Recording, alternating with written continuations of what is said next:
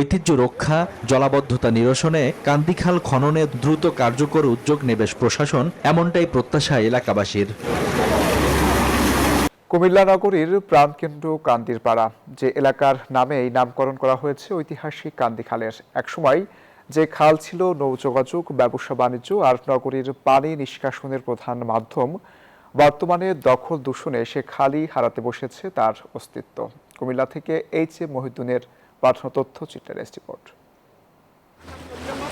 কুমিল্লা শহরের পানি নিষ্কাশনের প্রধান মাধ্যম ঐতিহাসিক কান্দি খাল হারাতে বসেছে তার অস্তিত্ব। ব্রিটিশ আমলে তৈরি এ খাল হারিয়েছে তার জৌলুস। কালের বিবর্তনে দখল, ভরাট আর অব্যবস্থাপনায় খালটি এখন ড্রেনে পরিণত হয়েছে। কোথাও জমেছে ময়লার স্তূপ, কোথাও অবৈধ স্থাপনায় বন্ধ হয়ে গেছে পানির স্বাভাবিক প্রবাহ।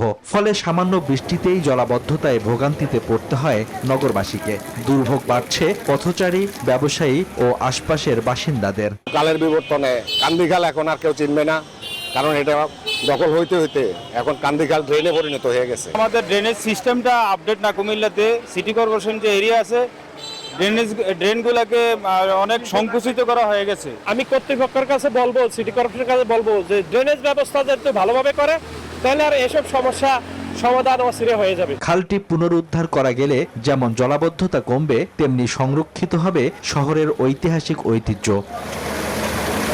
বসুন্ধরা টিস্যু, অশুদ্ধতার বিরুদ্ধে এক বিন্দুও ছাড় নয়। কান্দি খালকে অবৈধ দখল মুক্ত করে আধুনিক ড্রেনেজ ব্যবস্থা গড়ে তোলার কথা জানালেন কুমিল্লা সিটি প্রশাসক। ফুটপাত যে একটা ড্রেন আছে, ফুটপাত দিয়ে যে মানুষ চলাফেরা করে, এটা তারা 20 বছর ধরে দেখে নাই। ফুটপাতটাকে এরকম ভাবে দখল করে রেখেছে। তো আমরা দখল মুক্ত করেছি এবং এটি আর দ্বিতীয়বার কেউ দখল করার কোনো সুযোগ থাকবে না।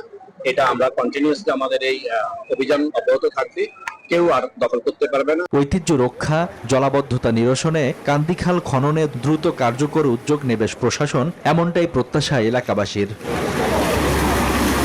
Desk report, news 24।